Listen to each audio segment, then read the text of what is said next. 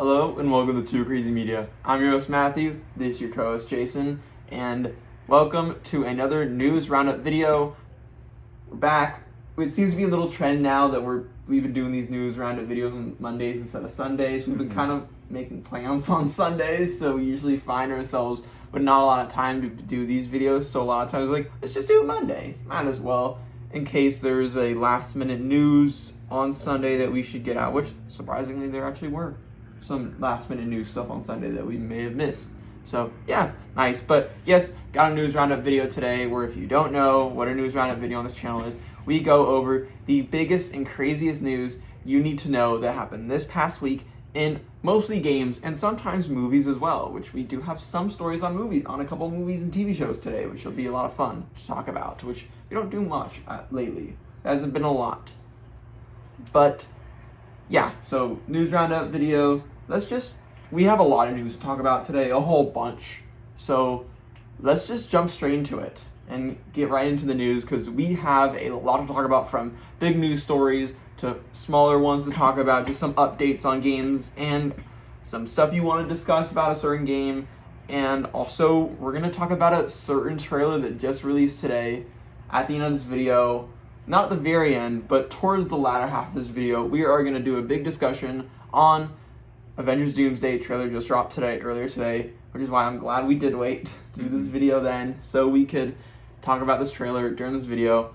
We're going to go over it, not going to talk too much about it obviously, but still going to go over our thoughts, all that stuff, and then yeah, we'll end the video with the review roundup like we always do. So let's jump straight into it though with our first big news story of the week, and that is we got a huge drop from Bethesda this week, a huge news drop. Tons of announcements coming from them, official announcements from the folks at Bethesda themselves of some of their upcoming games and their upcoming plans. So let's just jump straight into it. I'm going to be reading straight from an article from the Bethesda website that is titled "A Note from Bethesda Game Studios."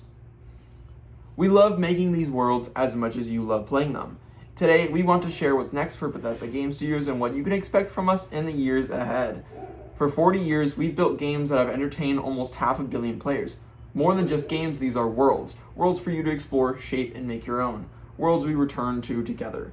That's what's driving us forward. We're investing more deeply in the worlds players love, giving creators a bigger role in shaping their experiences and bringing our teams closer together so we can get our games into your hands sooner, support them longer, and continue building them alongside you for decades to come. Starfield continues. With over 17 million players logging almost 1 billion hours to date, Starfield remains an important part of our future. As we enter year 3, we'll continue expanding the settled systems with new stories, targeted gameplay improvements, and additional updates, while preparing for the launch of new Starborn content next year. More than 40% of players already customize their experience through creations, and we'll continue investing in creators and giving players new ways to make Starfield their own. Created by players. We believed from the beginning that our worlds belong not only to the people who make them, but also to the people who play them. That's why we've long provided players with the tools to create their own experiences, dating back to the Morrowind construction set. This year marked another major milestone for creations with its expansion to Fallout 4, joining Skyrim and Starfield. We're proud to say creators have already earned more than $10 million in royalties from their work. The future of Fallout. Fallout is one of our biggest priorities today. Fallout 5 remains our long-range destination, and we have multiple Fallout projects in active development right now.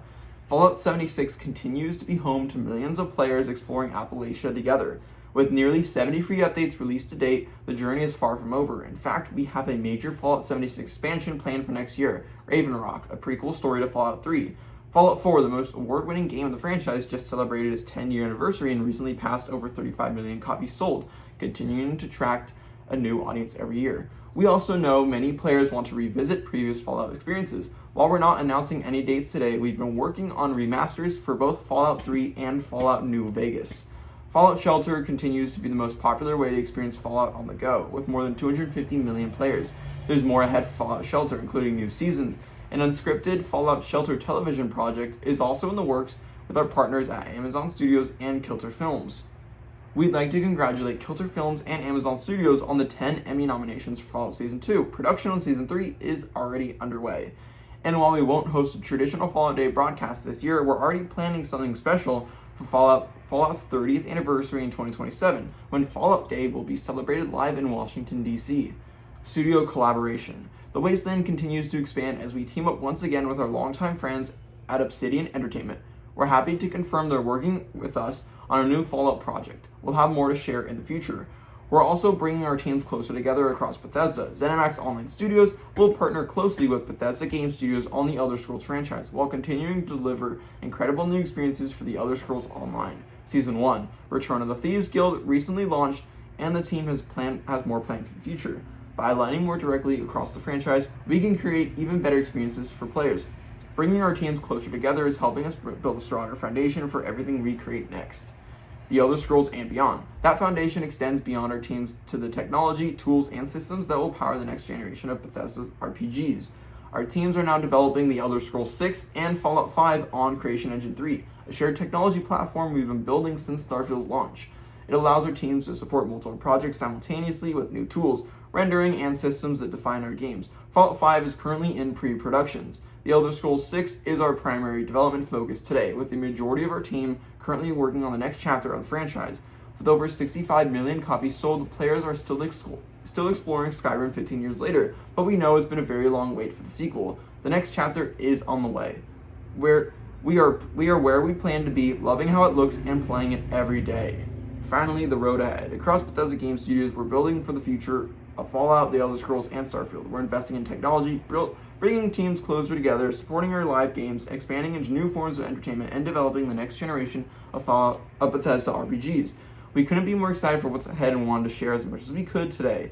We can't thank you enough for all you've given to us in these worlds, and we can't wait to continue them together, Bethesda Games Studios. So yes, that is a lot to go over, a lot to talk about, huge big news to talk about, and we're going to kind of go through and discuss each one at a time, starting with just Starfield. Don't have much to say about this one, then honestly I'm shocked that they are still going to commit to update Starfield. I thought that for sure with all this we're committing to our bigger IPs, the Fallouts, the Elder Scrolls. I thought Starfield would end. The support for that game would for sure end, but turns out no, they're still updating it. We're probably gonna get some new DLC next year, some new content. So if you are someone who's still playing Starfield, which just came out on PlayStation, so that makes sense. There are plenty of people who are just discovering it for the first time, and there are still many people who do play Starfield. So awesome for those who are still playing the game, and it's awesome that they will still be getting content. Not much to say though else about it. Though just I am shocked about that one. Now let's talk about the big stuff, and that is Fallout. Fallout is back, finally.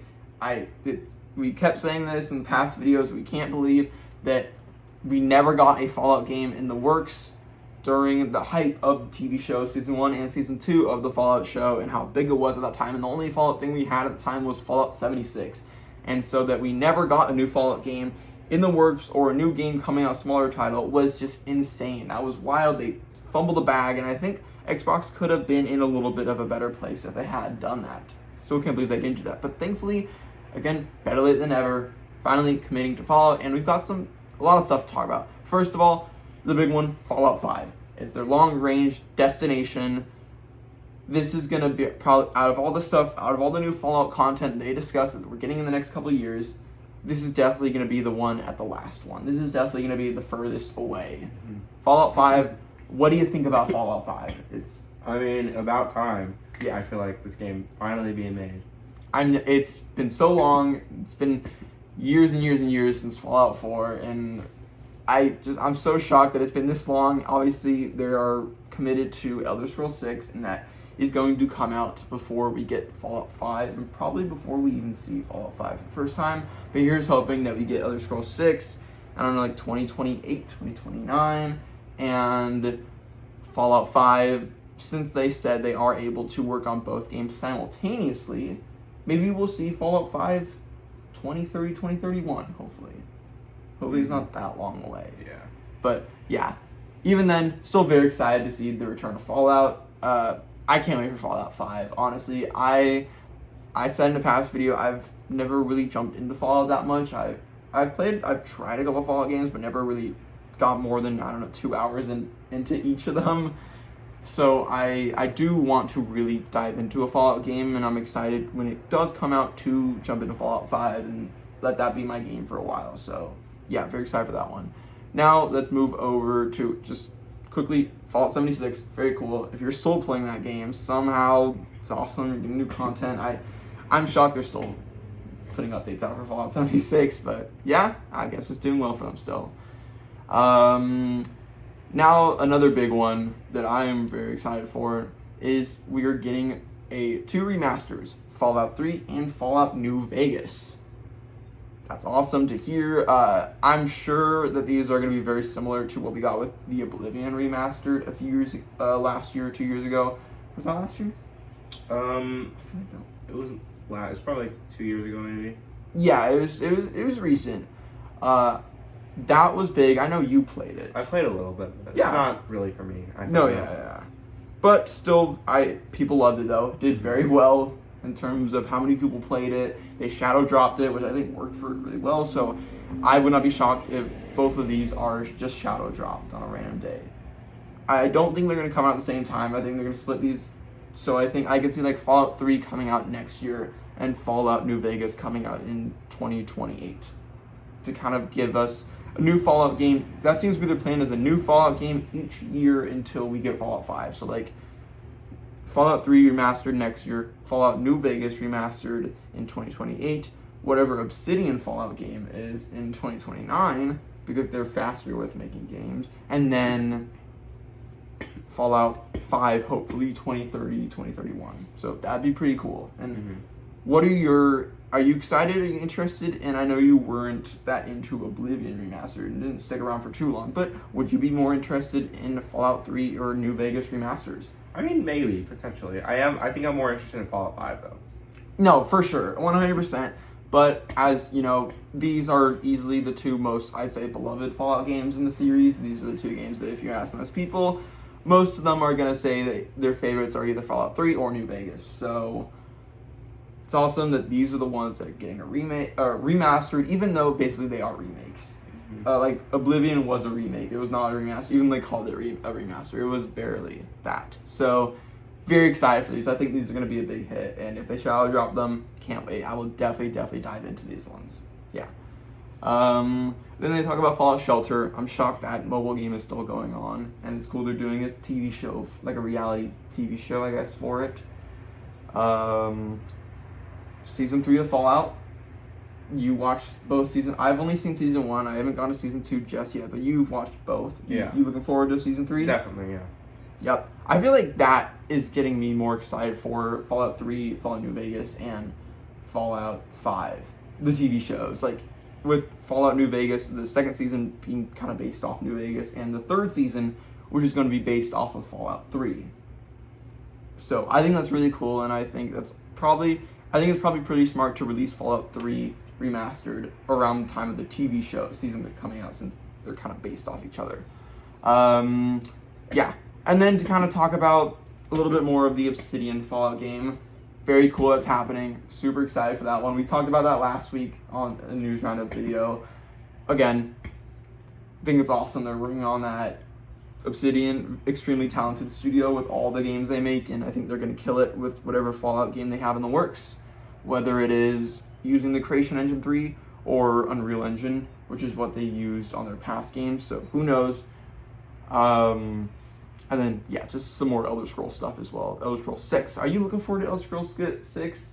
I know most people are, but I know you've never... It's not for me, personally. But, I mean, I know what it's like to not as much as, like, these, like, fans of this, because, I mean, like, the wait between games has been, like, unreal. Mm-hmm. But I know what it's like to want a new game in a franchise and to take forever. So, yeah, I'm happy for the Elder Scrolls fans. The many Elder Scrolls fans. Yeah, that it seems like it's not too long. Like, it's still coming out. It's real. I'd say, like, this game is on the level of GTA 6 in terms of hype. I mean, you think of Skyrim, one of the biggest and most beloved games ever made. The sequel to that. Yeah. That's got it, obviously. It's a big deal. This game is massive. I've played Skyrim a little, just like with the past Fallout games. I only got around 2 hours into Skyrim. I played the opening with the dragon and the town and all that stuff. It was cool. I liked it, but I didn't really get much past that. Again, I need to get more into RPGs. I'm the biggest RPG guy at the moment. Like, I think the most RPG I've done is like a couple Final Fantasy games. So I want to get more into it, but I think I do want to get into Elder Scrolls before 6, because I do want to get into 6, because obviously it's the big game. No matter what it is, you want to play the big one. And yeah, that's all. Any final thoughts on all this Bethesda stuff? It's pretty cool. Yeah. I think it's awesome, and just finally we're getting Fallout stuff. Finally, it took them this long, but thankfully it's finally happening. I mean, jeez, I can't believe it's taken them this long, but I'm glad to finally see that Fallout is back and better than ever, hopefully. So we'll just have to wait and see what happens. And yeah, but let's move on to the next news story.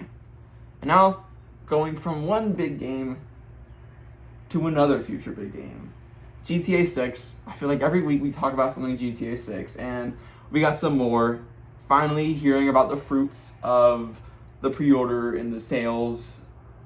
Let's talk about it. GTA 6 may already be breaking pre-order sales records. Who was shocked? Nobody. We are reading from Chris Scullion over at VGC. GTA 6 has the strongest pre-order campaign on record. Is on track to sell 37 to 51 million in week 1, analytics firm says. Grand Theft Auto 6's pre-order campaign is the strongest on record so far, according to Newzoo. The video game market data research and insights firm has released new analysis on the first week of pre-orders based on digital spending data. According to its analysis, around $180 million was spent on digital pre-orders across the US and the 5 largest European markets during the last week of June. By using the player distribution of GTA 5 as a guide, Newzoo has estimated that the total global spend was around $260 million in the first week of pre-orders. Quote, that kicks off the strongest pre-order campaign ever recorded, the firm concluded. The company has also used this data to predict first week sales for Grand Theft Auto 6 when it's released in November. According to Newzoo, hit titles usually follow 3 sales curves. The brand new IP, which has low pre-orders and takes off after reviews come in. The sequel with performance uncertainty, where players wait to see if a specific sequel is good before buying, and the proven sequel, where pre-orders are booked early. The firm suggests GTA 6 will follow the proven sequel model and predicts that the first week pre-order sales account for roughly 5.8% of the total sales by the end of the game's actual launch week. With that model in mind, Newzoo believes the game is on pace to reach 4.5 billion sales by the end of its first week on sale, meaning roughly 51 million copies sold. Yeah, so, I mean, I want to say that this is no shock, and I'm not shocked at all that it is breaking records, and the numbers of 51 million sales in first week, $4.5 billion. I want to say that I'm not shocked by that, but I am, just because those are just insane, unbelievable numbers for really anything. Yeah. Like, that isn't $4.5 billion. We're talking about the highest grossing movie is not even half of that. This is just the first week alone. $4.5 billion in the first week alone of sales. That is mental. Like, I can't even comprehend. What are you... Yeah, I mean, I'm not surprised, but I expected it to be maybe like 2 billion or so. I'm kind of shocked that it's 4 billion. It's insane. But I mean, it's not that surprising. I mean, this anyone could see this coming from a mile away. I just think it's the numbers that are like, whoa. Like, yeah. This is more than I predicted even. Like, this is mental. 4.5 billion. Yeah, it's crazy. I'm so excited to see if it does hit those numbers. If it's a little bit less, maybe it's 4 billion. Even that would just be wild. I think even maybe 3 billion. 3 billion is still just is insane and still mental to think about. The other crazy one is 51 million copies in the first week only. That may not sound like a lot, but what you gotta think is, when you were talking about games, Resident Evil Requiem, I know only just came out a couple months ago. That sold, or I'd say like a month ago or two, that was around 7 million copies. Now it's probably around 8 to 9 million copies sold, which is insane for that game. Watch Dogs 2, which came out 2016, sort of, I'd say, the biggest competitor to GTA 6 that isn't a Grand Theft Auto game. I feel like it's the one GTA competitor that was the most successful and the most well-beloved with both critics and audiences. It's also one of my favorite games. That game has sold, a couple of years ago, it was reported that game has sold 10 million copies in its total lifespan, which for a game like that is really, really good. Like 10 million copies alone is insane, and very little games can reach over, I don't know, even 5 million copies. So 10 million is wild to see. For GTA to see 51 million in just 1 week alone is insane. That is around 30% of all console owners. Wild to think about. That is just mental to think about. Yeah, I'm not shocked, but at the same time, I am just shocked by the numbers. Anything else you want to say about this one? It's pretty crazy. Do you think these are because these are all estimates? Do you think it's going to hit these numbers, be a little bit less than, or even go higher than these numbers? I think it'll probably be around these numbers. I don't think it's going to go much higher because these are crazy numbers and these are insane. These are like wild, but then again, you can never be too certain with a game this big like GTA. This game is going to, look, whatever the numbers are, it's going to sell gangbusters. It's going to break insane records, and probably will never be beaten until Grand Theft Auto 7 comes out in many years from now. Yeah. So yeah, it's pretty crazy. Alrighty, on to the next news story. A Halo multiplayer project was canceled. This is coming from Cade Onder over at IGN. Halo Studios reportedly canceled new multiplayer project. A brand new Halo multiplayer game has been scrapped, according to sources. A popular Halo YouTuber known as Rebs Gaming has reported that a new multiplayer project set in the beloved sci-fi universe was recently canceled. This report was also backed up by Windows Central's Jez Corden, who stated that the news was 100% true. The new game was codenamed Ichor and was being worked on by Certain Affinity, a studio that has done a lot of support work on previous Halo and Call of Duty titles. The game's origins began in a totally different project known as Tatanka, which was a Battle Royale-esque Halo game. However, that idea was scrapped in favor of Ichor, which was described as a super big team battle idea, pulling from Halo's history of large-scale multiplayer modes.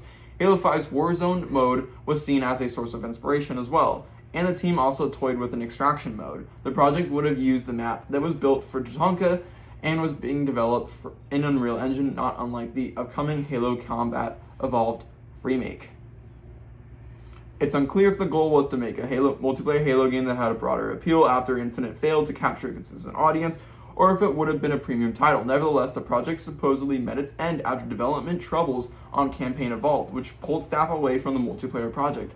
Whether this game ever sees the light of day is totally up in the air. It's possible it could be revived, especially as Microsoft is trying to inject some life into its biggest franchises right now. It doesn't seem like this was canned as a result of the recent Xbox reset, so hopefully it can find its way back.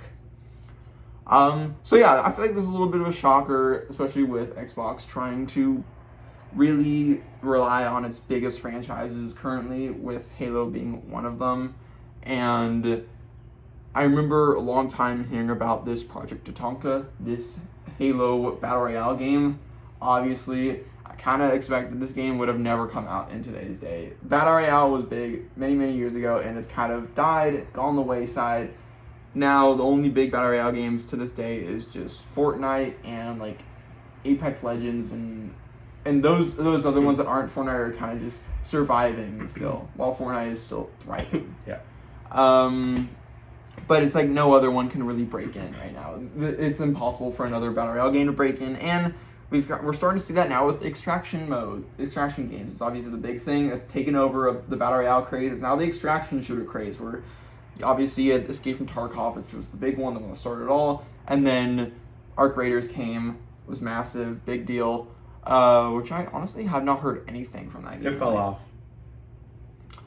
off. We had Marathon recently, which isn't doing the numbers that those two games are doing, but is still doing well enough where Bungie is still updating it to today's day. I know there was a new update that just came out very recently, so yeah. But it seems like everyone else is now trying to get into the extraction shooter craze. We got Call of Duty, with the DMZ mode coming with the new Modern Warfare 4 and a ton of other ones, and it seems like Halo was trying to do that as well. Though I'll be honest with you, I don't think that would have worked out for them well enough. Like, it being its own separate title, like, nah, bad idea. I'm not glad this was canceled, obviously. I would have loved to see more Halo multiplayer stuff. I think that's the one thing I am disappointed about the new Halo campaign Evolved. Well, I haven't played it yet because it's not out yet, just yet.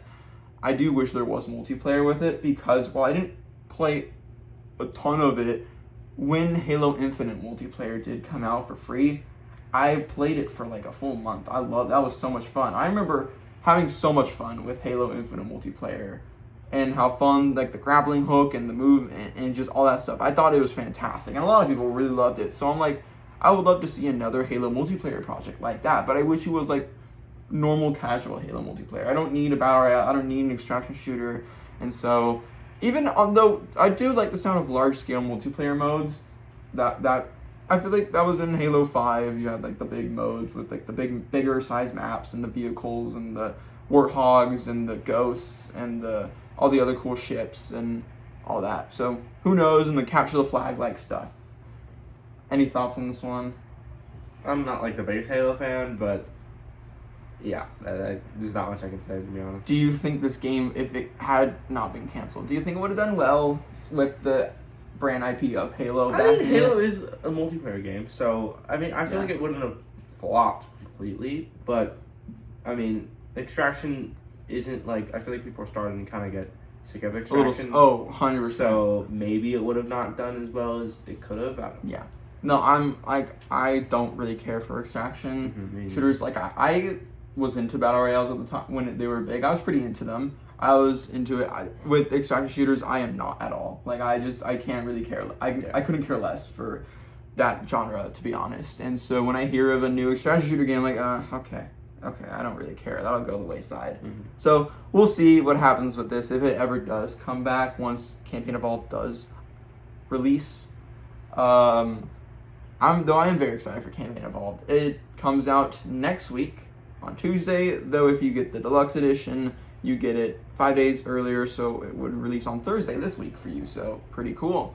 And from what I've seen, it looks awesome so far. I'm definitely going to be playing it, and we'll have a review on the channel after it comes out, after we play it. I think you're going to be playing as well, so maybe we'll play a little bit together as well, co-op, and I'm looking forward to it a bunch. I cannot wait for that one. That's definitely like my most anticipated of this month. So yeah, alrighty. Let's move on to the next news story, and that is the dates have dropped for the Dust Bloods playtest and signups.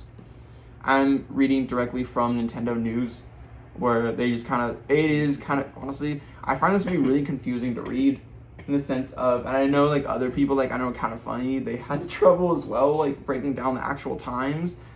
So they gave the date. Nintendo dropped the dates for both when you can register for the closed network test and also when the closed network test actually is. So the registration period is going to be on on July 22nd. So in 2 days from now. Tomorrow. Is today the 20th? Yeah. No, it's the 20th. Yeah. So Tuesday.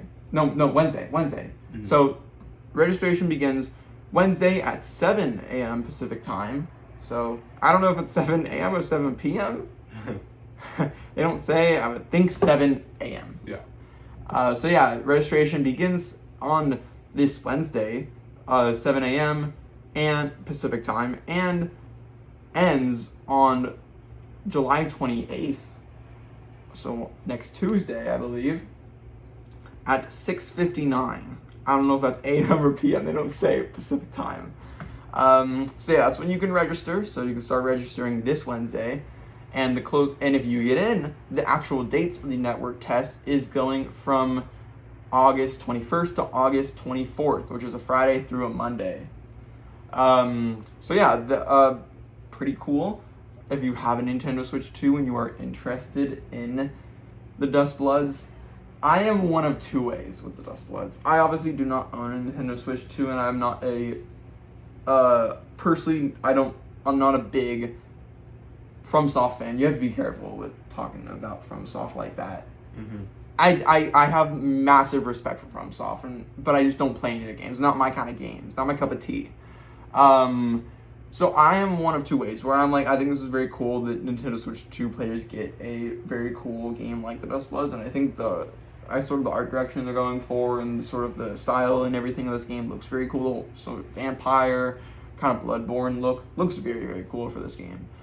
Though I feel for a lot of the FromSoft fans who are very disappointed with this game in the sense of they want a new actual just single player Souls game from them, whether that's an Elden Ring 2 or a I don't really know what they can have in the works, but something like an Elden Ring 2 or a new Dark Souls or a Bloodborne 2 or something like that. That's what they want. Their FromSoft's last game was another multiplayer title with Elden Ring Night Rain, which a lot of people like, but it was just a multiplayer sort of, I don't really know how to describe that game still. But yeah, and people were kind of like, oh, we're getting another multiplayer game from FromSoft after that. That like kind of sucks. And not only it being a PvPvE game, kind of like an extraction game. This is Miyazaki had said that he was really inspired by extraction games like Escape from Tarkov, and made then the Dust Bloods. So yeah, kind of again another game trying to kind of fill into the extraction shooter mold, I guess, but now it's a FromSoft title, which is very interesting and strange. And the other part of it being a Switch 2 exclusive, which locks a lot of FromSoft fans out of this game. Yeah. The great thing about the Nintendo Switch 2 is that it performs very well and can perform big games pretty well. Like, we no longer have to have that tough conversation like with the Nintendo Switch 1 of that console's gonna blow up if it tries to perform the same. Like, no, the Nintendo Switch 2 is very capable, but it locks out a lot of players, of FromSoft fans, who don't have a Nintendo Switch 2 because they are so expensive and constantly rising in prices. So, yeah. Though, if you are interested in this test and you do have a Nintendo Switch 2, definitely let us know what you think about it. If you are able to register, I don't know how hard the registration is going to be. And if you do get into it, hopefully you will like it. I'm excited. I am nothing but curious about this game because of everything about it and the people being disappointed and others being excited for it. I'm very curious to see how this game performs. If people like it, if people don't like it, if people are disappointing about it being a PvPvE game, like, what? I am a little bit like, why? Like, I am 100% certain that FromSoft is far into working on whatever their next big single-player title is going to be, whether that is Elden Ring 2 or whatever they've got going on. I am sure that is far in the works, and we'll see it either next year or 2028, because FromSoft is pretty fast at making games, I will say. But yeah, this is just another like, oh, okay, we'll see. We'll see how it goes. I'm just very curious to see gameplay of this and see what people think about it. Any thoughts on this one? I mean, I don't have a Switch, so no. I'm so curious how this game even works, to be honest with you. So yeah, another curious thing is when this game is going to come out. Obviously, we don't have a release date yet, or even a release window, really. Just hopefully it comes out this year. Though there is a trend with these network tests. They've done it for the last two games as well. And with each time, I think it was like 105 days after the network tests would be when the game came out for both the last two games. So if you do that with the time it starts, that would be like December 4th. So this could be a December release, like the last release of the year, getting out just like 2 weeks after GTA. Do you think that's a good time to release a game, December 4th? No? Even that far away from GTA, December, still not smart? Terrible idea. But it's FromSoft, though. Doesn't matter. And you gotta think, Switch 2. Switch 2 players can't play GTA. I mean, true. I mean, it could, I feel like it's still gonna do well, but it's smart to just avoid it. They lose the mind share. They lose the people who were still talking about GTA. The internet is still gonna be talking about GTA. So yeah, we'll see. I could see that being the release date. I think, like, other than Nintendo, I think FromSoft is the one company that is obviously they are staying clear of GTA, but aren't like that scared of it where they're going to go to September or next year. So yeah, we'll see. We'll have to wait and see when the release date is for this game. All right, let's move on to the next story. That is, Steve Buscemi has joined the cast of the Far Cry TV show. I'm reading from Joe Otterson over at Variety. Far Cry FX series casts Steve Buscemi. The Far Cry TV series is building out its cast with the addition of Steve Buscemi. Variety has learned that Buscemi will star in the series adaptation of the hit video game franchise alongside star and co-creator Rob Mack and previously announced cast member Lizzie Kaplan. The series was first reported to be set up at FX in November 2025 from creators Noah Hawley and Mack. Exact plot details and character details remain under wraps, but the series will follow an anthology format like the Far Cry video games and feature a different cast and setting each season. I'm very excited for this one. I just wanted to include this one. I feel like this reminds me of when we would report every single week on new Fallout and new God of War TV show casting, and we're back, but with Far Cry. I like the Far Cry games. I've talked about this on the news roundup before. Very looking forward to this. I like Rob Mack. I like him a lot, and I really like Noah Hawley. I think he's really talented. Everything from Fargo to Alien Earth. Did you watch Alien Earth? Yeah. Does that get you more excited for this?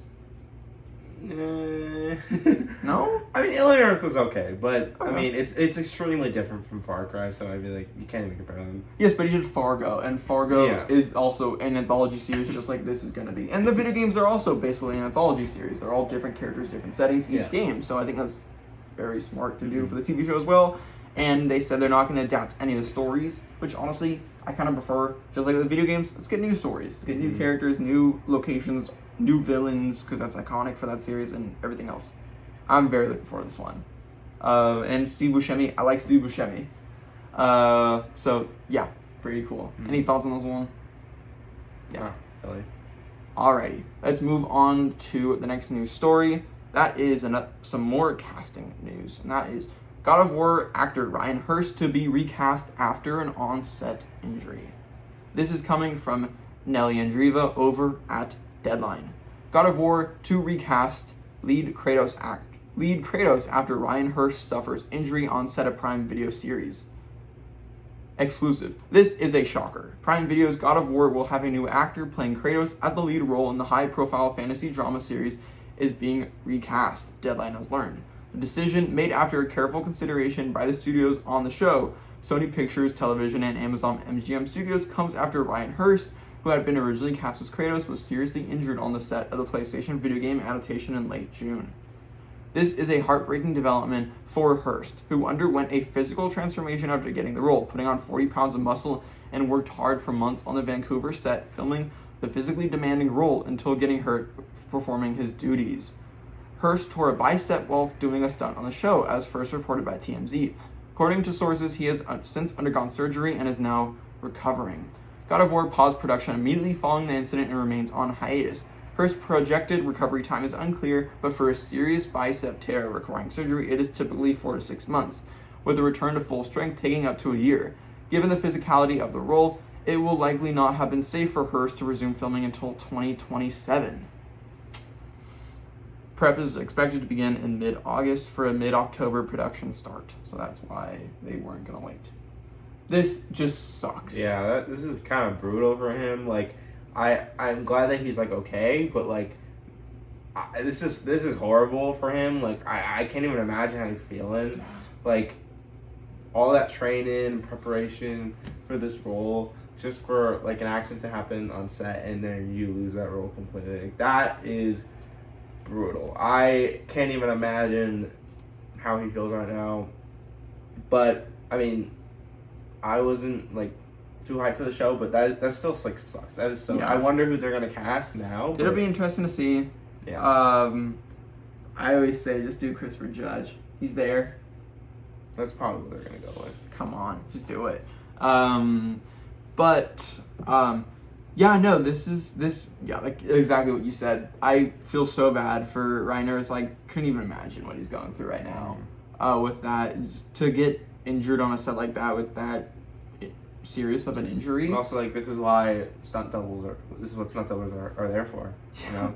Yeah, no, you're very right on that one, and I guess, maybe this wasn't that demanding of a stunt and he thought he can do it, which a lot of actors are doing their own stunts these days, which I think is very cool. But again, there's a reason why we do have stunt actors at the end of the day. Not saying this is his fault. Again, injuries like this happen all the time. It just really sucks that he now no longer, they removed him from the role. What I think is going to be really interesting, the interesting question is not who's going to get casted as Kratos. Obviously someone new, we'll see who it is. But what are they going to do? I'm sure they've shot a good amount of the show already. They've been shooting for a little bit. They probably shot a few episodes possibly. I think they're going to reshoot. Are they going to reshoot those episodes completely and it be delayed even more? Or are they going to just say, hey, just episodes 1 through 3 are going to have Ryan Hurst? No, they won't do that. That's just too messy to have a completely different actor for the first 2 episodes. It is, but either they're going to reshoot every single so much money. You got to remember. Or they're going to go back on this and wait till 2027, which I personally think they should just wait. I think that this show isn't, I'm going to be honest, I don't think this show needs to be fast-tracked to be out as soon as possible. It's not like this is the most anticipated show ever. Yeah. I don't think they should be, basically fucking firing him. If you're about to get a new Kratos game coming out next year, I was like, yes, fast track this, like a good idea. But no, we're not. We're getting, low fate. But yeah, Kratos isn't, the main character of that game. At least not that we know of. So, I don't know. I feel like they shouldn't have done this, and they probably should just, the show's going to get delayed by a while. But what you gotta remember is also delaying costs money as well. Yeah, that too. So they're really in just a really bad situation here. I can't even imagine what the producers are currently feeling from a producer standpoint alone. This is hell. Yeah. You've got the rising prices of delaying the project and not being able to film. Mm-hmm. You've got the prices of considering to have to reshoot every single episode that you've already shot, which is going to cost a ton of money. It's just hell right now. Figuring out the new actor, how to deal with not that's a bad way to say it, not how to deal with Ryan Hurst, but how to do that in a respectful way of are they going to, because this guy trained for so long, are they going to drop some of the episodes out after the show already comes hey, here are the 3 episodes we shot with Ryan Hurst just to respect Ryan Hurst. Here's his take on Kratos that he had. Rewatch these episodes with him just to kind of, because that's what I would do, to at least give this guy some respect. If I were Sony and Amazon and say, hey, these episodes that we shot, let's just put them out maybe a month or 2 after the show comes out and say, hey, Ryan Hurst, we feel so bad for him. This is horrible what happened to him. Here's an episode of him, just to give him some credit, just to have him somewhere, just to give him something. If they don't do any of that, it's like a villain origin story for him. Yeah, I feel bad for the guy. This is crazy. This sucks so much. Really, no matter what choice they make here, whether to stick with their decision or to go back on it and delay the shoot until 2027, they're just kind of screwed. They're in a rough place. Hopefully, it doesn't get completely canceled. That's the worst case scenario, but I don't think so. I think if they're already this adamant on recasting, then I don't think it's gonna get canceled. Mm-hmm. But yeah, pretty unfortunate news. Yeah, really unfortunate news. But let's move on to some more actor exiting. Yeah. This one's also pretty sad, and that is Jennifer English exits Tides of Annihilation over health concerns. This is coming from Marcus Stewart over at Game Informer. Clair-obscur actor Jennifer English steps away from Tides of Annihilation protagonist role. Jennifer English, the award-winning voice actor of Mael in Clair-obscur Expedition 33, has stepped away from voicing protagonist Gwendolyn in the upcoming action game Tides of Annihilation. The game's development team Eclipse Glow Games states that this is due to personal health reasons. The official Tides of Annihilation X account shared a lengthy post announcing the news, stating that in early June, English informed them she would be unable to continue providing the English language voice of Gwendolyn. Quote, while we were, of course, saddened by her decision, we completely understand and respected Jennifer in prioritizing her well-being, reads the post. We are also deeply grateful for the care and responsibility she showed throughout this process. English will continue to be involved in Tides of Annihilation's production in an advisory role, according to the post. In fact, with English's help and recommendation, Gwendolyn's English language voice performer has already been recast. The team does not reveal the new actor's identity, only stating, quote, her recent work in video games left a strong impression on both Jennifer and our team, not only for the performance itself, but for the remarkable care and dedication she showed in understanding the character, and we're excited for players to experience her interpretation of Gwendolyn. The new voice actor has already recorded lines that will appear in Tides of Annihilation's upcoming Gamescom demo next month, so attendees will be the first to hear the new performance. Eclipse Glow Games also confirms that it will announce Gwendolyn's new actor during this period. Yeah, this just sucks. Obviously, for Jennifer English, honestly, massive respect for her saying, because there's nothing more important than your mental health. Yeah.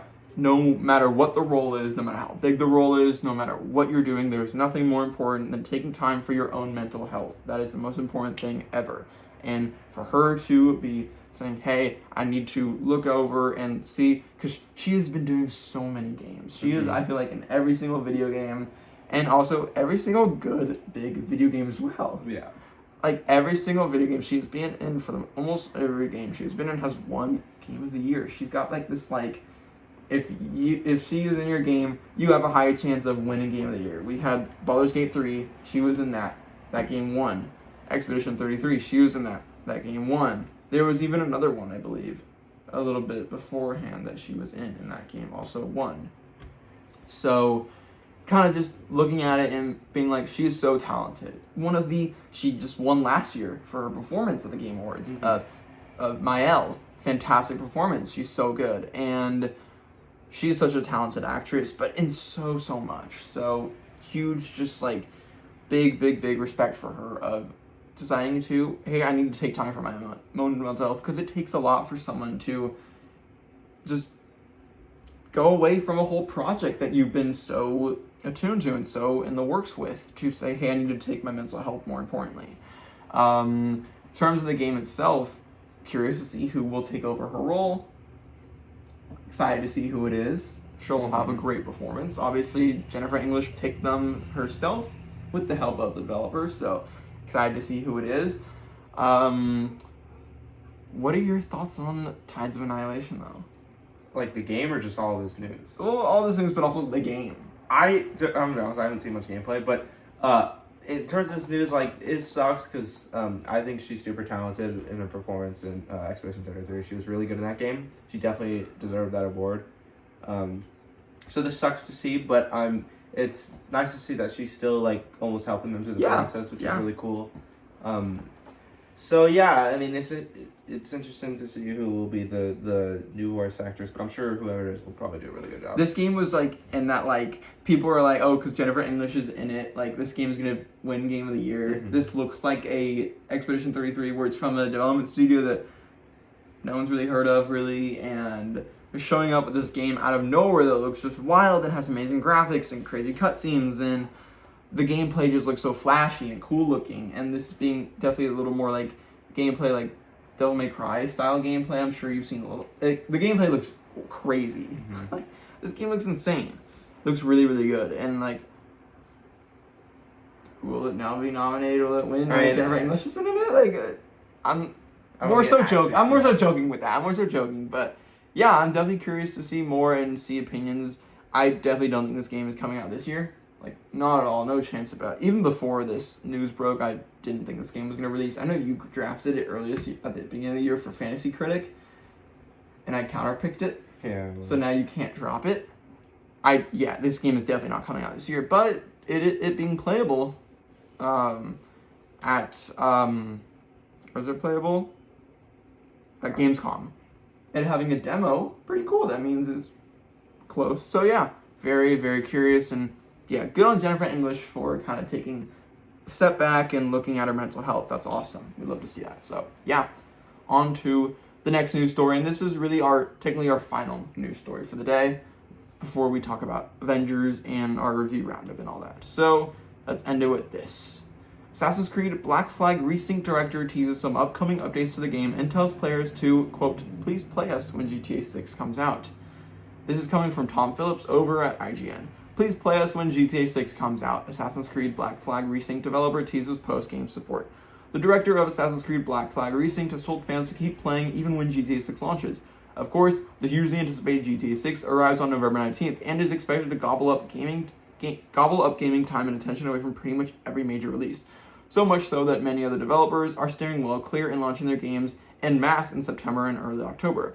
But what about post-launch support for games that have already released, such as Resynced?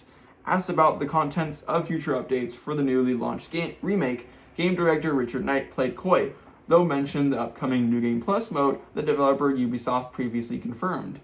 What might follow that remains to be seen. Still, the suggestion that support will continue through GTA 6's November release date is interesting to consider. Quote, I mean, I can't say anything officially, but you know it doesn't feel like a crazy bet, Knight said, speaking to Assassin's Creed fan YouTuber JorRaptor. Quote, I mean, we definitely need to support the game. We need to, fix bugs. Sorry for anyone running into bugs. They hurt. They're painful for us too. And we do want to add some quality of life stuff. So I mean, it's a pretty reasonable guess. Also, please play us when GTA 6 comes out. I thought that was just a really funny quote that he added. It'll be interesting to see how long this game actually does get updates for, whether we only see a couple more months of updates for this game, or since it did really well, we're seeing updates into and after November, which would be cool. I definitely really enjoyed this game. I put the review up on this channel last Thursday for this game, so if you haven't seen that already, go check it out. My thoughts on Assassin's Creed Black Flag Resynced. I liked it a lot. I gave it an 8 out of 10. Thought it was a pretty good game. Really, really enjoyed it. Pretty good remake, I must say. Would I come back for a New Game Plus? No.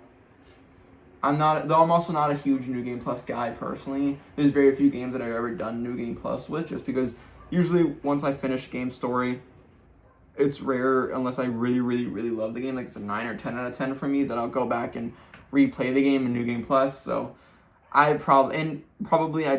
even with post game stuff, I probably won't come back to this game unless I really, really, really want to check it out at the end of the year when we're kind of going over game of the year talk and we go back to all the games. So yeah, pretty cool that the game will still be updating. I don't think you have any thoughts on this since you didn't play the game. No. Just a funny quote. Mm-hmm. Do you think they should be that worried about GTA 6? Yes. Yes. And I mean, yeah. Yes. Yes.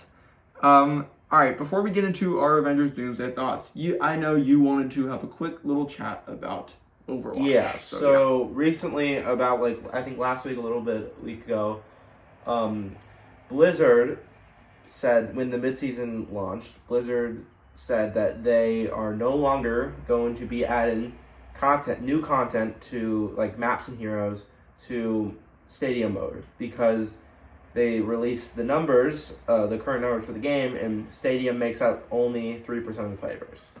And this sucks because I'm someone who Stadium's only been out for a little bit over a year now, and even though Stadium has a lot of problems, and I feel like anybody who plays it a lot knows that, it was still really fun, and I honestly prefer it more than the base game sometimes. So it's really unfortunate, and I feel like if you play Stadium, you know that it feels like a lot more than just 3% of the player base is playing it. It feels like a lot more. So to see 3% kind of sucks. That I feel like it just isn't true. But also they got the data at a time where Stadium isn't getting much content right now. So I feel like it is kind of unfair to Stadium players. It really does feel like a slap in the face to Stadium players, to be honest. But I mean, to be honest, I don't really blame them. 3% of the player base is extremely low. Yeah. So, and it does take up development time. So I can't say Blizzard's in the wrong for doing this, because they're not. But I just hope that they said that they would update Stadium's, update the current content in Stadium. But I think they're lying. Blizzard has done this before. They're just saying that. I personally think maybe they'll update it one more time when the next season comes out. I think by the end of the year, Stadium will be gone, unfortunately, which is really sad.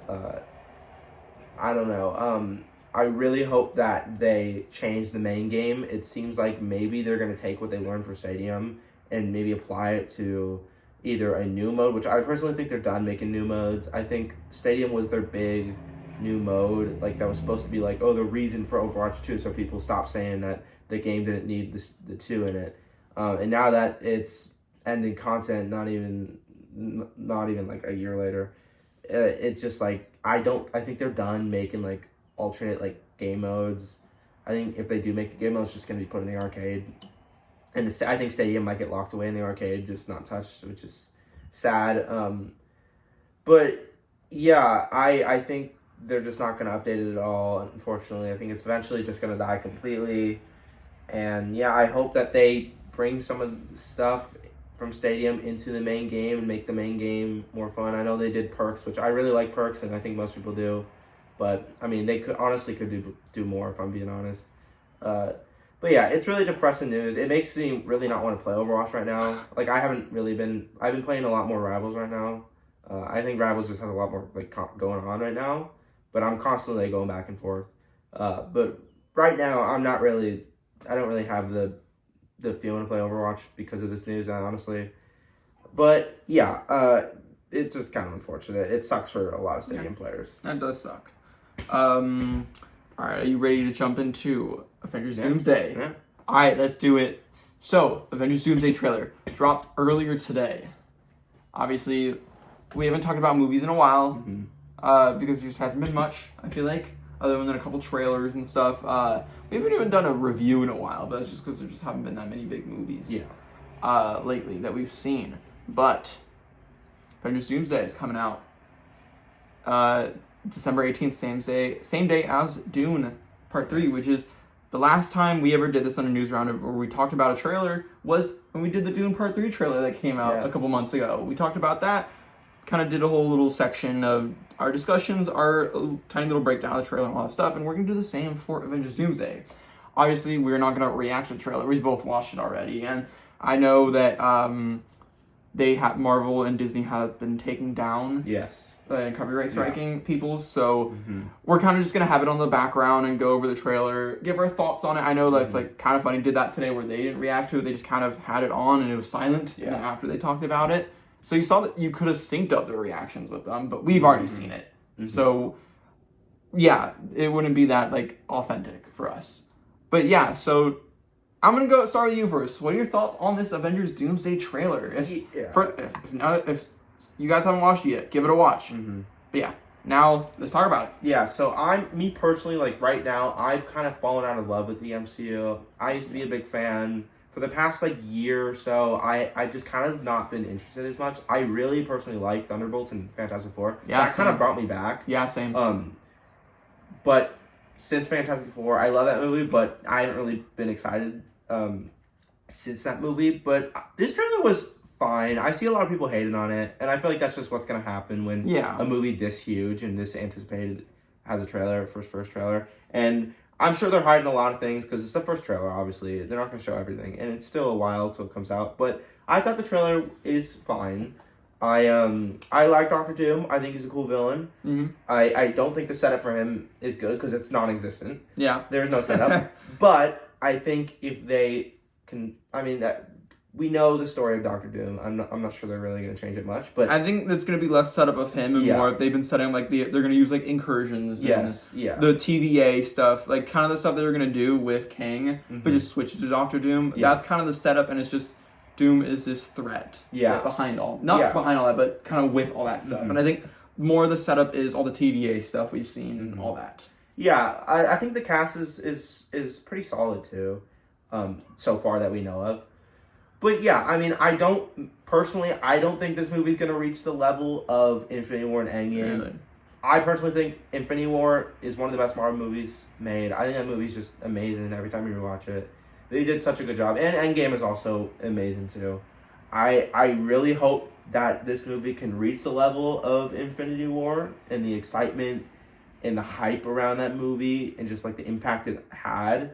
Like, I don't think it's going to, but if it can get close, I'd be pretty satisfied. But I think the movie looks good. I'm not too hyped, but also I'm kind of hyped. Like, it's kind of getting me back in. What about you? I feel pretty similar to you. I can't say that it's not like I have fallen out of love with Marvel. It's I have fallen out of love with the Marvel TV shows. Yes. Yeah, that's it. I still... I'm excited for anything Marvel does. Like, I am in theaters for any Marvel movie. Like, I am in theaters for any Marvel movie. There's not one Marvel movie in the phase 4 that I haven't, phase 4 or 5 and whatever phase we're on right now, that I haven't not seen. I may not be in tune with like watching like the Easter egg breakdowns after I see the movies now, or like I haven't watched like a new Rockstars video in like today years. was the first time I've watched new Rockstars in a while. Yeah, I'll probably go back and maybe like when they upload like a breakdown video tomorrow, that'll be the first video I watched in like years of them. Like I didn't go back after Thunderbolts or Fantastic Four and watch. But I still love those movies. I still watched every Marvel movie that came out last year and the year before. So it's not like I've fallen out of love. Like I still am into Marvel and I'm excited for anything Marvel does in the movie realm. It's just I haven't seen a Marvel TV show in years. I think the last one I watched was Loki season 2. I never watched Agatha all along. I never saw Wonder Man, which I heard was really good. And what were the other Marvel? I haven't seen the X-Men 97, which I heard was good. I haven't seen any of the Daredevil's new stuff or the Punisher special or what else was there's a lot like I'm forgetting a lot of them. We're probably forgetting some as well, but I haven't seen any of those. I think the last ones I watched were like Loki and Secret Invasion, which Loki season 2 was great. Secret Invasion was terrible. Secret Invasion was one of the worst MCU projects ever. Where's War Machine in this? What happened? I hate Secret Invasion so much. I love War Machine, and War Machine isn't in this. I am so pissed about that. But though, speaking on the trailer itself, I am excited for this movie as just being a Marvel fan and just seeing these characters interact with each other. Like, obviously, it's the whole thing of, like, we haven't seen, like, Shang-Chi in, like, 5 years. We haven't... So many... I mean, Steve Rogers is back. Thor is back. The Fantastic Four, who had a great movie last year, and I love them. We get to see them interact with people like Thor and Steve Rogers and Captain America and Falcon and the Thunderbolts, who are my favorite team in the current MCU. I love the Thunderbolts. I thought that was my favorite Marvel movie from last year. And honestly, my favorite Marvel movie that we've had in a long time. I love the Thunderbolts, and I love that team. I love Yelena and U.S. Agent and Red Guardian and all that. I just love I think they're hilarious. Their dynamic is awesome. And so I'm glad they get a lot of screen time in this trailer, and they are teaming up with the rest of the Avengers. Super excited to see how they work, how all those pairings go together. It's kind of like the excitement that we had, but on a little bit of a lesser level that we had for like Infinity War and Endgame, where I remember going into Infinity War, I was so excited to see finally Spider-Man and Iron Man interact with the Guardians of the Galaxy. And Thor was going to meet the Guardians, and is just this excitement of like these teams coming together and these characters meeting, like what are these characters going to be like together, and like all that stuff. And that's what I was like, so excited for, and that's honestly what I'm most excited for this movie. I'm excited to see Doom and what Robert Downey Jr.'s take on Doom is. Just anything, I'm just curious about it to see how it goes, and if it is messy or if it is really cool. But like, I am again also very excited to see the Thunderbolts team up with the Fantastic Four, and the Fantastic Four team up with Black Panther and the Wakandans, and Yelena Belova with anyone, because I love Yelena Belova. Thunderbolts with anybody. Yeah, really just the Thunderbolts with anyone. Like put Yelena Belova on screen with anyone in the Avengers or in Marvel, and I'm just excited for that one. And also X-Men. Yeah. Very, very cool to see the X-Men here. The OG actors, Ian McKellen and Patrick Stewart and James Marsden and all of them. Famke Janssen. It's crazy that they're all coming back for this film. All in this trailer. You've got like Mystique transforming into Lena. Yeah, which is really hype. Yeah. You've got Shang-Chi fighting Gambit. Channing Tatum's Gambit from Deadpool and Wolverine, which is like, if Channing Tatum's Gambit is in this movie, then where is Deadpool and Wolverine? I personally think Deadpool will be in it. Obviously, they're not going to show it now. Yeah. But I think it's like kind of a fair chance. Like I think Deadpool is going to be in Part 2 or whatever happens. Secret Wars. Yeah. I think we'll see all those crazy characters like the Andrew Garfield and the Wolverine, the Wolverine and the Deadpool and all those the Spider-Man and all of them. I think we'll see them, the bigger ones, the Ghost Riders and the Blades and all of them. I think we'll wait to see those in Secret Wars. Yeah.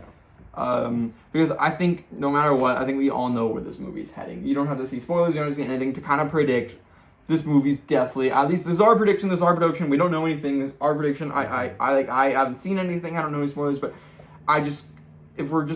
if we know what Secret Wars is, it's Battle World. Yeah. We're gonna go to Battle World. Obviously, at the end of this movie, we're gonna go to Battle World. I am like so confident on that, just because that is what you can't do Secret Wars without Battle World. And with Battle World, we'll have all these characters. So any character that isn't in this film could show up. Will show up in the next film, because that's just is what it is. It's Yeah. Battle World. It's Secret Wars. It's big. It's humongous. It's like from Infinity War Endgame. Infinity War had a huge cast of characters, but then that cast of characters was multiplied. It was doubled in Endgame. So I'm sure we'll have the same thing in this movie as well.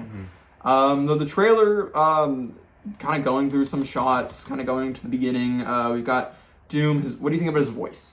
I like that Robert Downey Jr. is doing something different. Yeah. I like that he's not just using normal voice. Yes. And I also like that when I watched this for the first time, I couldn't tell it was him until I really listened. I was like, wow, that's RDJ doing a Doom voice. And I was like, you know what? I like that he's putting that effort into it. That's actually really cool. I agree. I think it's fun. It's not just he's just like doing like the Iron Man. Plus, Doom has an accent. So yeah. And look, for a second it's funny, but I'm excited to see it. Yeah. Just because it's funny that, oh my god, Robert Downey Jr. is playing Doctor Doom. Like, that's just funny to me. Yeah.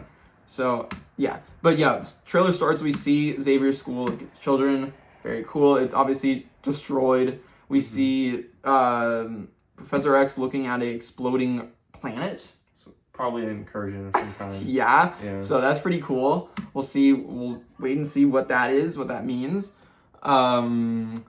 We've got first look at Doctor Doom. He looks very cool, I will say. I'm not even gonna try to guess where he is. That's impossible to tell. I'm not even going to. We see the new Avengers Tower in New York with the Thunderbolts logo, the new Avengers logo. Very cool. Love it so much. So that's what I'm most excited for. The Fantastic Four with Thor behind them, working together.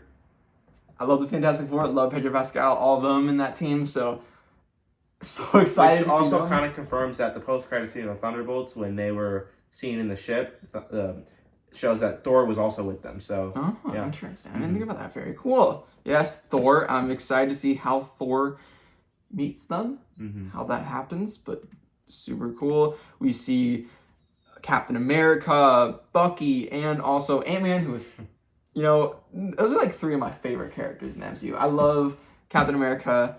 I love Anthony Mackie. He's great. I love Bucky. Bucky's like my #1 favorite character in the MCU. Sebastian Stan is amazing. And I love Ant-Man. I love Paul Rudd. Those are like my top 3 characters in the MCU, other than like Deadpool right there in that one shot. So it's a good shot for me, at least.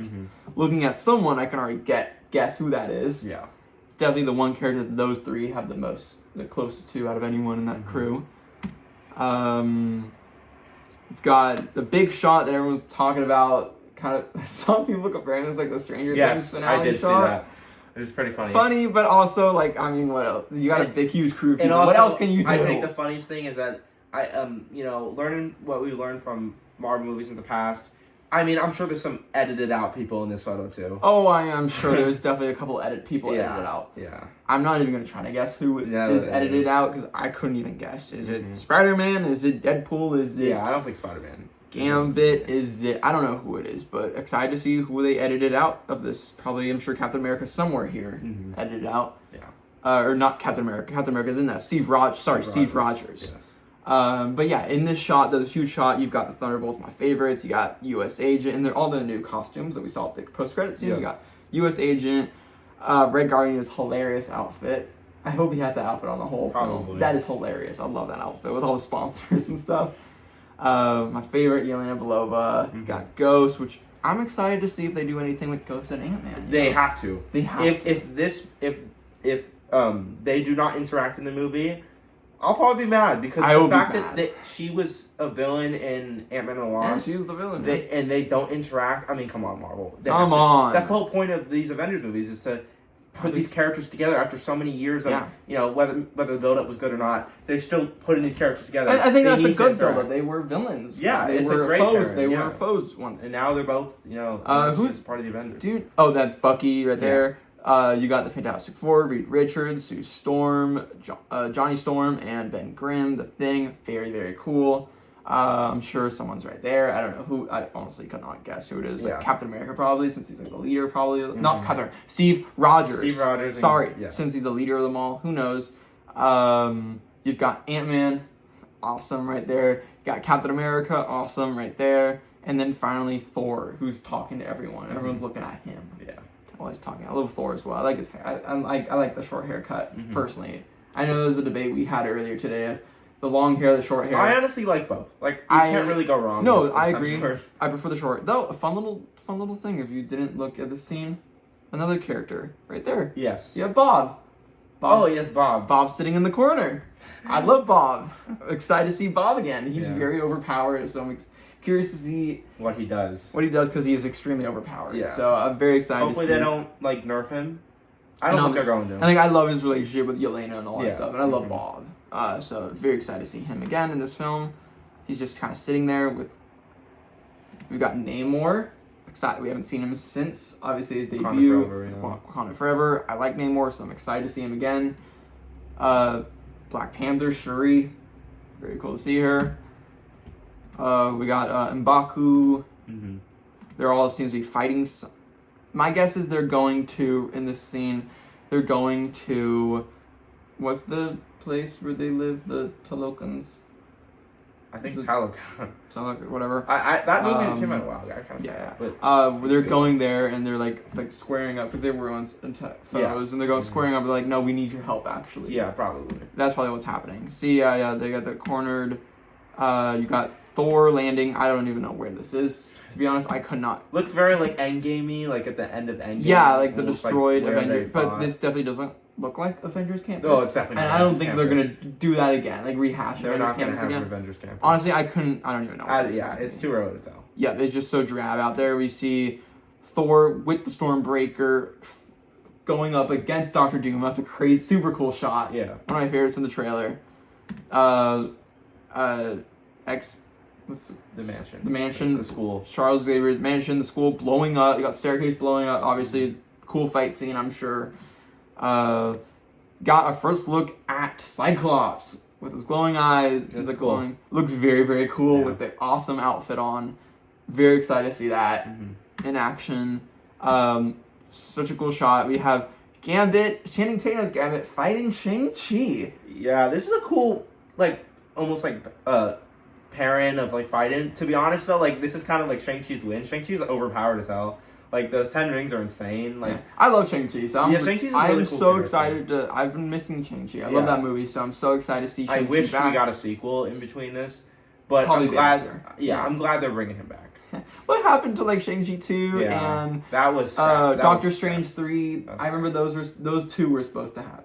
Yeah, my guess is those are gonna happen now after. I think they're just gonna rework them completely and do something later with them. But I like Shang-Chi, so I'm very excited to see that. Honestly, that makes me more excited for this movie to see Shang-Chi again. I've been waiting to see him, so I'm excited to see him again. And pairing him with all these Avengers and characters really cool. And they're fighting the X-Men. Who knows why they're fighting the X-Men? I'm excited to see why they're fighting the X-Men. We'll have to wait and see. Very, very cool though.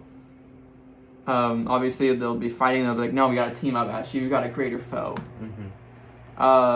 Someone holding a Loki TVA card. Very excited to see Loki again. That looks like Thor's hands. Yeah, we'll see. We'll see. I want to see them see each other again. I want to see them interact. I want to see them come back together. That's we didn't get it in Loki, and I want to see it again. We got Loki. Who knows where that is, but I love Loki, love the show, so I'm excited to see him back. That looks very. It's obviously the Taloka, the water. We see some fighting going on here. I don't know if it's from the same scene where the Wakandans are fighting them again, or if they have another big battle against Doctor Doom here later in the film. But Shuri, very cool shot. We've got the Wakandans shaking hands in that same location with with two members of the Fantastic Four, the Thing and also Sue Storm, and also you've got a strange and interesting pairing, a very random pairing of Bucky, Falcon, and Ghost. And maybe even more. Maybe more. There's just what the shot. It looks like there's someone maybe right there. Yeah. So we'll see. But again, this is why I'm most excited for these Avengers movies. Is the pairings of these and them all coming together. I love all that. I think it's so. And while we haven't got too much like setting up it like we did with Infinity War and Endgame, it's still I'm very excited to see these characters that they have set up still interact. Yeah. What else? You've got, this is one of my favorite shots in the trailer. Obviously, you've got Reed Richards holding back Captain America. You see a stretchy arm. He's holding back Captain America and a shield, and it seems like they're in X-Mansion. While Yelena Belova goes forward with her gun out, and Herbie's in the background. I was excited to see Herbie back. I didn't think we'd see him back again, but it was very fun. That'll be on their adventure. Yeah, he's with, again, a very interesting pairing, seeing the three leaders of the three teams. You got like three teams. We got the Fantastic Four, the New Avengers, and the Avengers. Avengers. And you got the three leaders together. Reed Richards, Captain America, and Yelena coming together, working together, the three of them. Love that. Very excited for that one. Also, Yelena just being front and center with her gun out. Sign me up. Can't wait for that. We have Mystique. Crazy to see her again. Super cool outfit. Fighting.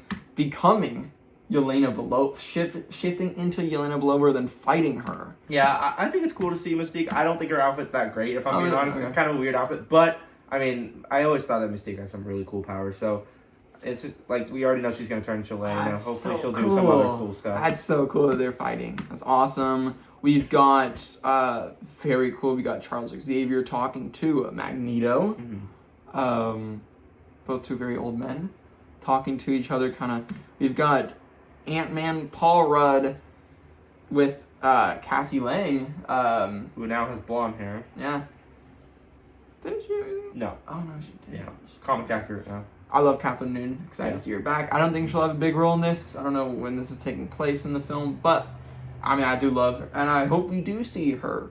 I hope we do see her in the next movie. Or Secret Wars, like all the younger Avengers. Like, where's Hawkeye? Where's I don't Kate, know. Bishop? Where's Kate Bishop? Where's what's Catherine Noon gonna do?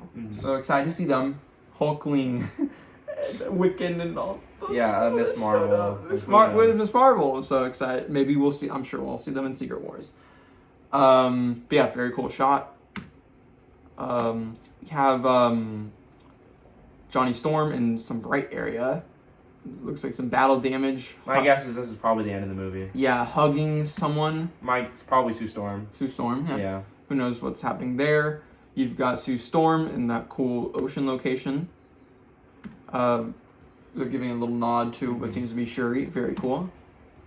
Captain America in the X-Mansion. Gambit fighting Shang-Chi. This cool shot, they saw a teaser of Cyclops with the crazy laser eye going into the air while we see it looks to be a giant Ant-Man in the background. I think either an Ant-Man or most likely a Sentinel. I think they're probably fighting Sentinels, yeah. Really interesting. That's strange. I don't know. This looks to be more X-Mansion stuff. Yeah. That'd be a crazy scene.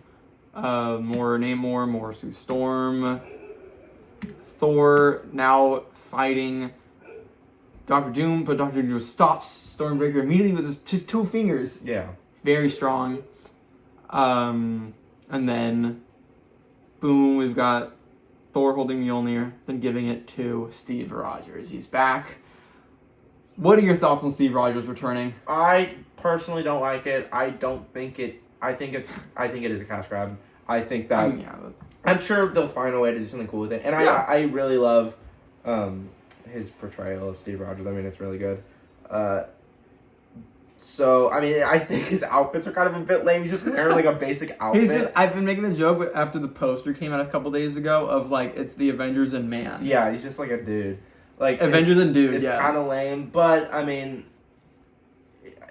I'm sure they'll explain why he's back. But yeah, I'm excited to see. I personally don't like it, but whatever. Like, I think it'll make sense with the whole him being in the... It'll make somewhat Yeah, I think they'll find a way. They'll find a way to... Somehow. That's, like, the least of my worries, honestly. I think there's much more things I'm worried of making sense or not making sense than Steve Rogers being back. Though, I'm very excited. Look, as much as, yes, it is a cash grab, and they're just bringing back a character they know everyone loves... I do love Steve Rogers, and I love Chris Evans, I love Steve Rogers, and I am excited to see him back, though. Yeah. I have to be honest, as a Marvel fan, it makes me excited. It does get me more hyped, so they're doing something right, at least, you know. And then yeah, he's just kind of standing there, and he's worthy of Mjolnir still. Very cool. Yeah, they got the very green logo of Avengers Doomsday that we've seen already, and a scene in Infinity Vision, which I think is the dumbest thing ever. Yeah. But don't need to talk about that. And then yeah, the release date of December 18th, 2026, same day as Dune Part 3. Dune's Day is happening. Yeah. Which movie will do better in the box office? Definitely Avengers. Which movie will I like more? Definitely Dune. Yeah. Unless Dune absolutely shits the bed, which I don't think so. Dune is behind Resident Evil #1 and Odyssey #2. Dune is my third most anticipated of the year. But I am very excited for this movie, and I think the trailer is good. Yeah. It gets me excited, and yeah. Any final things you want to say about the Doomsday trailer? No, I'm excited. Yeah, very looking forward to it. I'm sure when the movie comes out, we will have a full review on it. But let's get into the final thing of this video, and that is a review roundup, which is where we do this at the end of every news roundup video, where we like to go over the games that just came out this past week or received reviews this past week, and just talk about them. Are we excited for them? Have we been playing them? All that, and yeah. So the one big game that came out this past week is Dench Attack. It's a brand new Subway Tony Hawk-esque Sonic game. It's too much to explain. You gotta see gameplay for yourself. It's impossible to describe. But it just came out this past week on June 15th, and sitting on OpenCritic, it is currently sitting with an 89, and on Metacritic, it is currently sitting at an 88. So extremely good, one of the highest review scores of the year so far. So congrats to the indie devs over there. Very awesome. I have played this game. Played it a little bit. Only got an hour in of playtime so far with it, but I've had a blast with it though. This game is a ton of fun. I highly recommend if you just want a fun indie game like this, like a fun, cool rhythm trick game, give this one a shot. It's so much fun. It's a blast. Everything from the art style to the music, it's awesome. I want to play more. I'm excited to play more. This game is a great game. It's just such a fun game for me, and everyone's loving it as well. This is awesome. Love to see it. Yeah. I know you watched me play Dench Attack. Any thoughts on it? I mean, the art style was really cool, and the gameplay looked really I keep saying, cool. give it a shot. It's freaking Game Pass. Give it a shot. Just it's fun. Even this is very much like a game you play for maybe 30 minutes at a time. It's a small dose game. It's like a little appetizer game, but you love it every time you play it. This is not a game that I can play for more than 2 hours to an hour at a time, but I have really enjoyed what I have played of it so far. So yeah, that is all for today's video. In terms of videos this week, obviously Tuesday, Thursdays, no clue what we're going to do for tomorrow's video. Honestly, may not have time for a video since we are seeing the Odyssey tomorrow in theaters. Very, very excited for that one. That will be our Thursday video, is going to be our review of the Odyssey. We haven't done a movie review in a long time, so we're finally coming back with undoubtedly one of the biggest movies of the year, and usually the biggest of the summer, The Odyssey. Yeah. Or one of the biggest of the summer. Very, very excited to see it tomorrow. Just heard amazing things, and finally seeing it. So, well, that'll be Thursday's videos, our review of The Odyssey. Both of our reviews, spoiler and spoiler-free. And then expect, obviously, a news roundup on Sunday. So that's going to be all for today's video. Thank you so much for watching, and goodbye.